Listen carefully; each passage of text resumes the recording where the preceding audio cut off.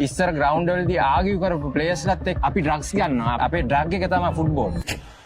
සුබ දවසක්. අද අපි සිටින්නේ පේරෝ නගරයේ ජාත්‍යන්තර පාපන්දු තරගාවලියක් මේ අවස්ථාවේ මිලාන් නගරයේ ඊ පටන් ගත්තා. මේ තරගාවලිය අවසන් දිනය අදයි. ඉතින් මේ අවස්ථාවේ මාත් සමග සම්බන්ධ වෙනවා මේ තරගාවලියට වසර ගාණක් සහභාගී වුණු මගේ හිතවත් මිතුරා චමිත් පිරිසගේ. චමිත් ඇත්තම මම දැනගන්න කැමතියි මම මේ පළවෙනි වතාවට මේ තරගාවලියට සහභාගී වෙන්නේ. ඉතින් මෙහි අපේ කාලයක් සිටම පවත්වන මේ තරගාවලියේ මම හිතනවා චමි ඔබ වසර ගාණක් ඉටලි වෙටරන්ස් කණ්ඩායමේ සහභාගී වෙනවා. ඉතින් මේ ගැන සවිස්තරාත්මක විස්තරයක් ලබා දෙන්න කියලා පොඩි කාලේ ඉඳලම අපිට මේ ක්‍රීඩාව තමයි ෆුට්බෝල් කියන්නේ අපේ කණ්ඩ නැදත් අපි ෆුට්බෝල් ගහපු පොඩි අය මට දැන් අවුරුදු 53ක් වෙනවා එදා ඉඳන් අපි ගහන ගේම අතාරින්නේ අපිට අමාරුයි රිදෙනවා කරනවා දැන් මැචස් 6ක් අපි ගහලා තියෙනවා තව 7 වෙනි මැච් එක ගන්න ඕන හරි අමාරුයි ඒ ක්‍රීඩාවට තියෙන ආසාවත් එක්ක තමයි අපි මේට ඉස්සරලා අපි කට්ටියම ඉස්සර අපි අවුරුදු 20කට ඉස්සරලා ගහපු කට්ටියම සෙට් වෙලාද කොළඹ වෙන්නප්පුව හලාවත හැම පැත්තෙම ඇවිල්ලා අපි වෙටරන්ස් කියලා අපි ඉස්සර ග්‍රවුන්ඩ් වලදී ආගියු කරපු ප්ලේයර්ස්ලත් එක්ක අද එකමුතු වෙලා ලස්සනට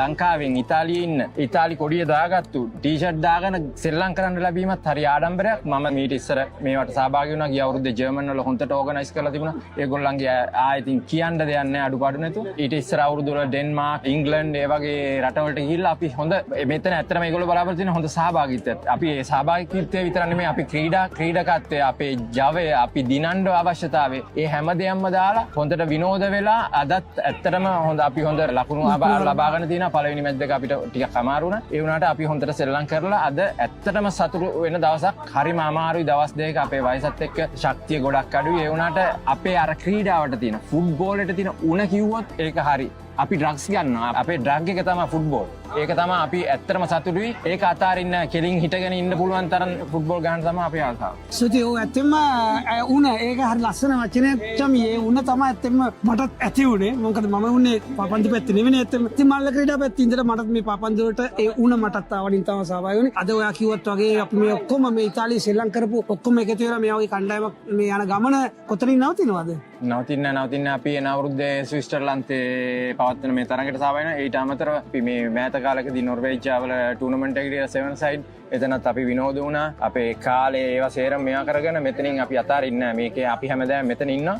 ග්‍රවුන්ඩ් එකේ ඉන්න තියෙන වෙලාව කියන්නේ මනසට මාන සාහනයක් දෙන දෙයක්. ඒක හන්ද අපි හැමතිස්සෙම රස්සාව අපේ පවුල් ඒවා මේවා වලට කැපවිලා තියෙන ජීවිතේ මිදෙන්න එන්නේ මෙතනදී අපි මාර මේකක් ගන්න එක හන්ද අපි අතාරින්නේ නැහැ. හොඳයි. ඇත්තම තව එක දෙයක් මතක් කරන්න ඕන.